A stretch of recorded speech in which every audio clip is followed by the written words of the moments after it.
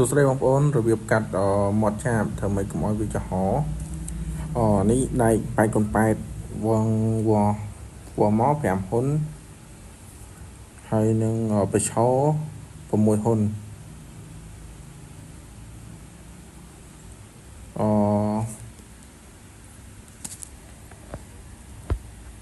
ហើយយើងដាក់កែបិឆិតមកហើយហាងខំនោះបញ្ជាក់ណា2ហ៊ុនកន្លះចឹងយើងគួរកែងបិឆិតក្រមសងខាងទៅហើយផ្អៀងមកម្ខាងទៀតអានេះយើងគូសកែងចឹងទៀតមកហើយយើងវាស់បិឆោមកវា6ហ៊ុនដូចខាងនោះអញ្ចឹងហើយយើងដាក់កែងគូបិឆិតមកចាបមក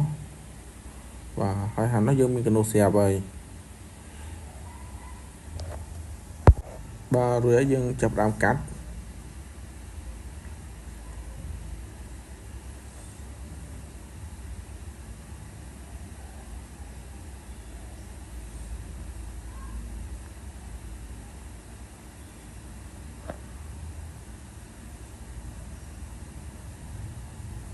ជានេះយើងកាត់រៀងផ្អៀងតិច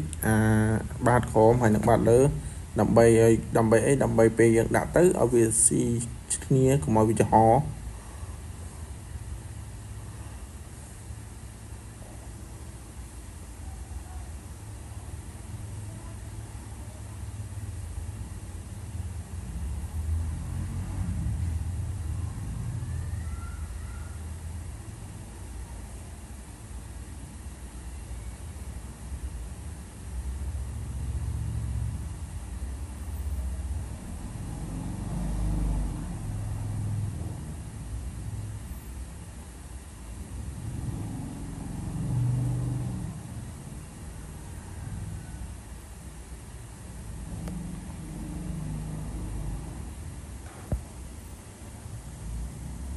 ពេលនេះយើងកាត់ហើយយើងក៏ចាប់ដើមលើកដាក់